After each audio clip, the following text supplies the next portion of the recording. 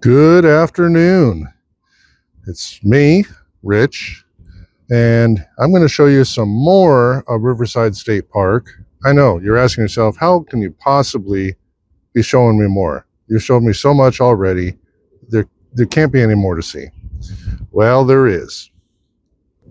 So, first of all, this summer, there was an arsonist that started a couple fires. The one here at this overlook is what evacuated the campground down at the Bull and Pitcher, both of those campgrounds, and that is where we're hosting. But this is the overlook. You can see down to the bridge. You got parking here at the end. You drive into this, past the equestrian area, and you can continue on the Centennial Trail that way, walk, bike, or just hike. But we got some beautiful views from here. Some picnic benches. I was out here looking for trash, picking up some trash.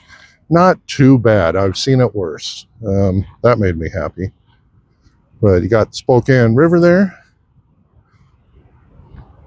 And then down there, we'll zoom into this. Right over there, that's the Swinging Bridge, where you've seen different views. You got downtown Spokane's off that way. Let me see if I can zoom into that some. There you go. That's downtown Spokane area.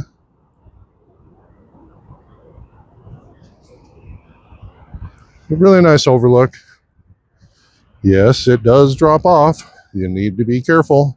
There are no guardrails or anything, and well, that's a long ways down. Let's take a walk this way.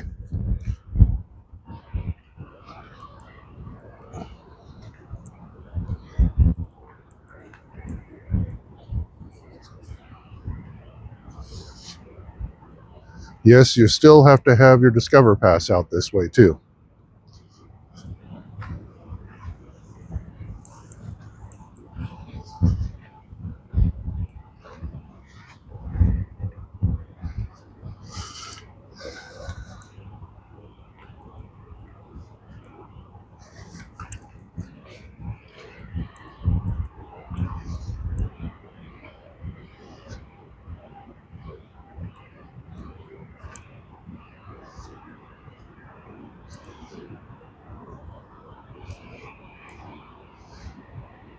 Nice views, huh?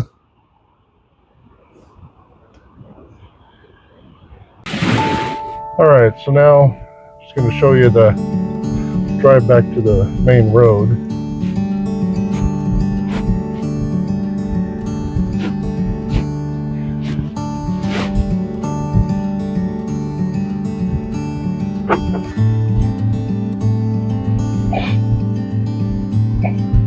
Again, this used to be a road that you drive all the way through the park. As I mentioned in a different video where we went down to the CCC encampment area, they've got it blocked off to vehicle traffic now, so you can't drive through.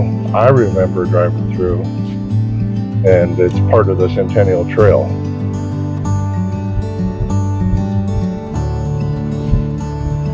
I came all the way down to this area here, looking for trash. Again, pretty happy it wasn't a ton of trash. Unfortunately, there are a decent amount of rocks that have been graffitied. It'll take a lot of work to get that much graffiti off the rocks. I don't know, I've discussed with the ranger if there's anything we can even do.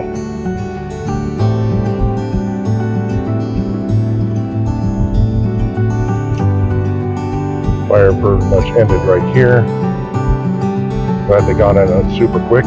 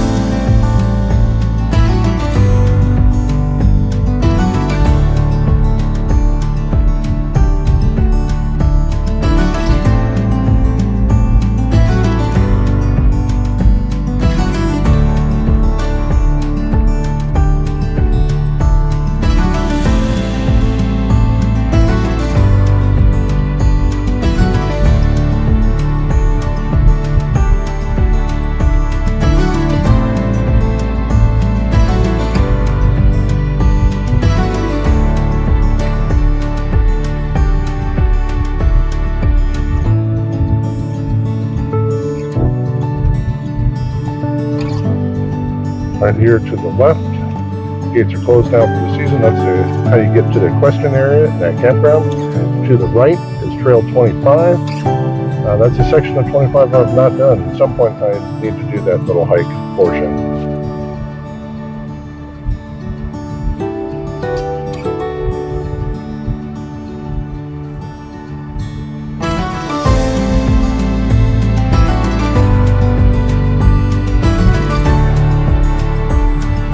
We're going to come up here to the parking area and do a little more trash pickup by the gate.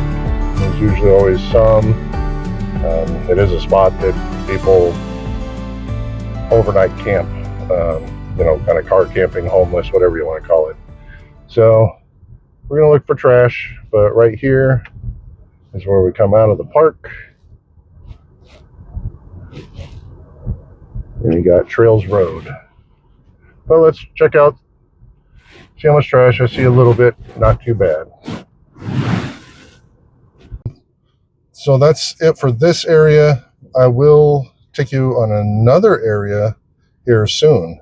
And for you guys, it'll be just a flash, but still more to see. We'll catch up with you then. So driving back from the overlook area, we're at, I was looking down the road and I saw a blue tarp down below the river, upriver from the lower campground. So I'm down there checking out, make sure it's not a homeless camp. Right now, just kind of walking through the lower campground that is closed this time of year. These are amazing sites. This is the host site. Yeah, I would have a great time. The cabins are up there. There will be 2 more built in a couple of years.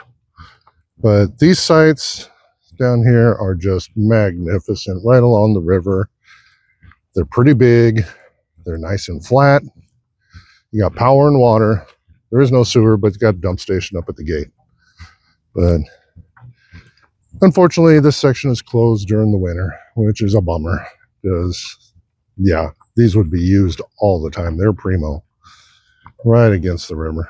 But we're going to head out on this trail that goes upriver a little ways from the group site, one of the group sites down here, and go see what that was and check things out.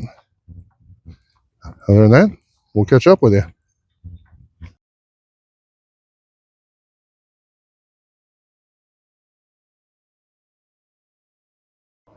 Well, the only other thing I found afoul was these guys, which is good. So now I'm just heading back down the property. We're at the end, nothing else found. So the tent, sleeping bag, bike, as mentioned, coordinates sent in to the ranger. Ranger's notified, sent them pictures. They'll come down and handle the rest. And yeah, good to see that was the only thing. Meanwhile, it's a nice little walk. Now I'm going to head back to the camper and have some lunch and relax for a little bit. I got to batten down the hatches a little bit because we got some big winds coming. It's supposed to be this evening, 40-mile-an-hour gusts, and into tomorrow, strong gusts, even possibilities up to 50, possibly 60, but probably not in the 60s in this area. To the south of Spokane, most definitely. We are pretty protected in this campground, but I still need to get a few things tightened down, cinched down, and prepared for tonight's winds. Tomorrow's my day off, and the following day, but I already let the rangers know that I'll be on duty for a little bit tomorrow morning. I got nothing going on. They need, they just don't have the amount of staff to check things out, so why not? I'll walk around, check for fallen trees and a couple of the trails, some of the popular trails that aren't too long, go walk those, make sure we got no trees down and everything's good to go.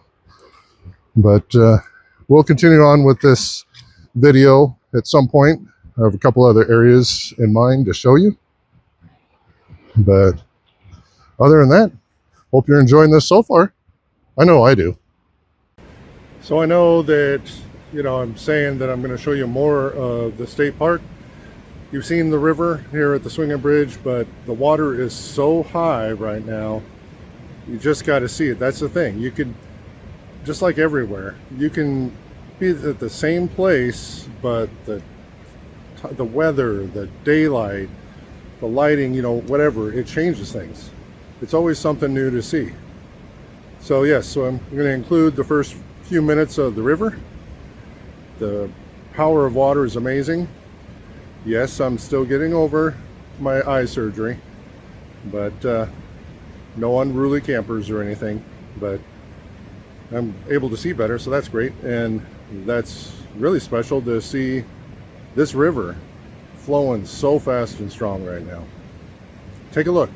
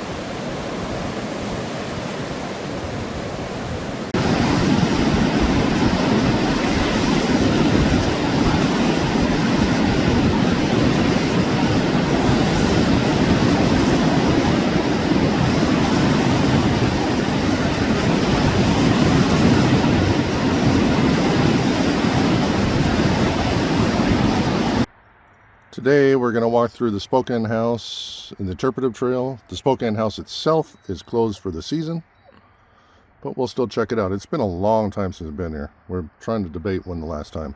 A long time. Well, let's get going. You do have to park by the road here because the gates are closed, but you can walk in. So I'll be looking for trash too while I'm at it. So, you guys about ready? We sure are. All right, let's get going. So I forgot to mention that Spokane House is, yes, part of Riverside State Park. It is a very historical section, especially for Native Americans. Just a couple murals on this interpretive center. I've never even been inside this interpretive center. At some point I'll have to. We're going to do some trails. There's an interpretive trail here. You got different teepees, obviously not covered. I don't know if they cover that during the regular season or not, but we'll go check them out. So I will show you some of these interpretive signs. Give it a few seconds so you can pause and read about it.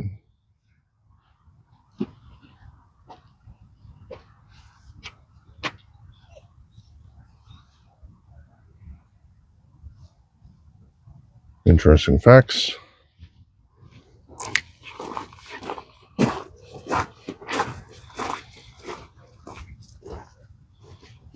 In the 1800s.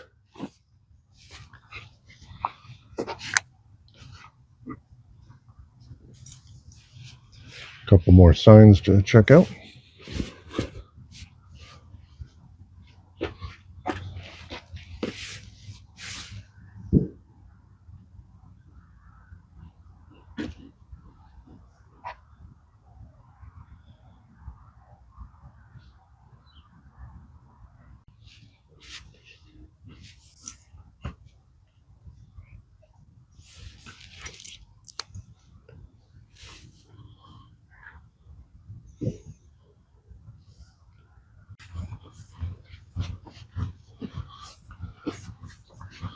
In the background is the Spokane River. Yes, we'll be going over that way. And yeah, it's still flowing very high and fast with all the rain and melted snow and everything going on. It is now colder. It's just a little above freezing today. Highs are supposed to be in the high to mid 30s. Lows just below freezing for the next several days. Let's see what happens. It's like more picnic tables over that way. But I guess we're gonna go, I'm gonna refer to my trail and see if we're gonna go that way or not. There's a couple different trails in here. It's a little confusing actually. It's the sign about salmon trout. As you can see, yeah, the river is a bit high and she's flowing fast.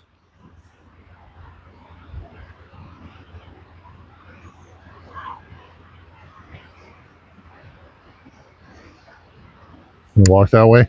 Yep. Right. Wow, that water's high. Yep.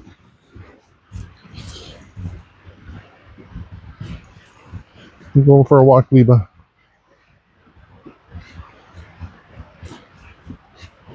Huh? Continue on. Information on the double crib log barn. Let's go take a look here.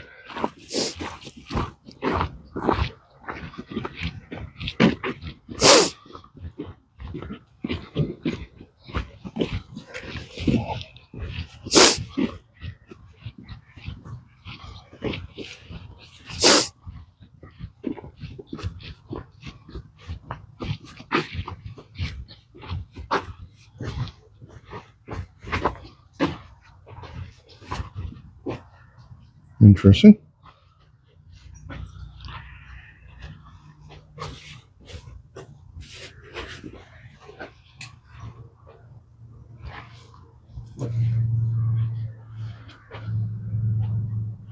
We'll continue on to the little peninsula that the little Spokane dumps into the Spokane. We'll see. I'm not sure if you can have dogs on that section. We'll find out. But we'll walk that way and take a look. That's as far as we can go. The water's high, but this is the end of the peninsula right here. This is the little Spokane River and where it dumps into the Spokane River. Some people out there kayaking. Looks fun. Water is moving along, that's for sure. They got twin power, so twin motors. Yeah. Well, let's walk back and check out some more of the area. There is some Oregon grape that's around this area.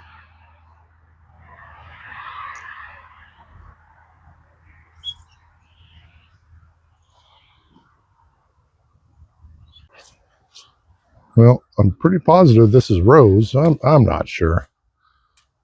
It definitely has thorns and all that. It's pretty. Get up. A little bit of snowberries in there, the white. It's pretty. I was a good girl, Lee. And right over here, we got the boat launch. Apparently, Liba was a good girl. Yeah. We're talking to a gentleman that was voluntarily picking up trash in the area. So I was talking to him, thanking him for doing that. This park is, Riverside is so gigantic. There's just no way we can do it all. So there's lots of people that pick up trash as they're going through the park, and it's highly appreciated. But as you can see, you got a nice boat launch here. Little dock here to get y'all situated and out on the river. And like I said, it is flowing high and fast. Spokane River. You can see, let's zoom into this buoy. Yeah, she's moving. Yep, pretty neat area. So this little Spokane River going up there, that is part of the park also. You cannot take dogs at all there. No pets, no nothing. That's a nature preserve. We were talking, that next summer when we come up to Mount Spokane, when we come back, that during the summer, one of our days off, take the kayak and kayak down the little Spokane. Yep. Wah. So looking forward to that. But well, let's get moving along. I think that's about all there is to see, but we'll walk back, and if we see anything, we'll get that on film too. All right, talk to you later. Some information on the Spokane house and a rendering. While there's nothing there, you do have these, which were the outlines. Like this is one of the corners. There was a lookout up above, and everything's color coded. Tell you what is what. This is where the Spokane house used to be way back when. At some point, I'm going to have to come in during the regular season and check out the interpretive center. I think that would be really cool. Alrighty.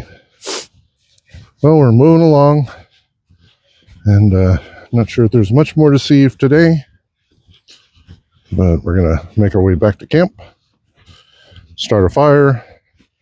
We're going to cook. What are we cooking over the fire? Lasagna. Lasagna. We've done that before.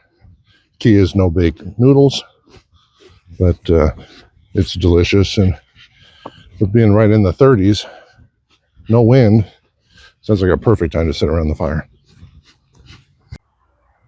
So it's another day. We came back yesterday. When we left, we didn't stop over at this little Spokane takeout spot, and it is another historic spot.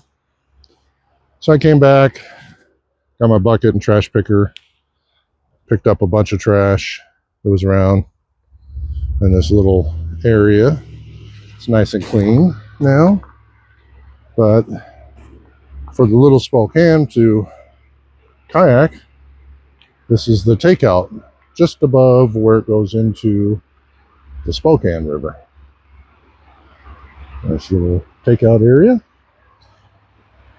During the summer, city parks or Spokane Parks, whatever entity they call themselves, they have a van shuttle that'll pick you up here, take your stuff, and go back up to the put-in spot several miles up the little Spokane.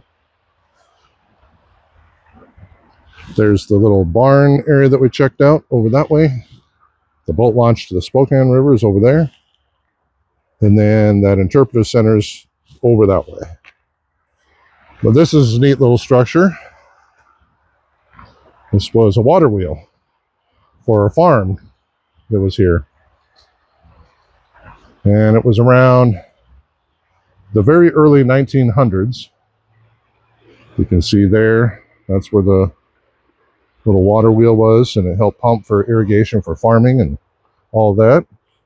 There's a sign about it. And here's a picture of it circa, 1910. A little photo.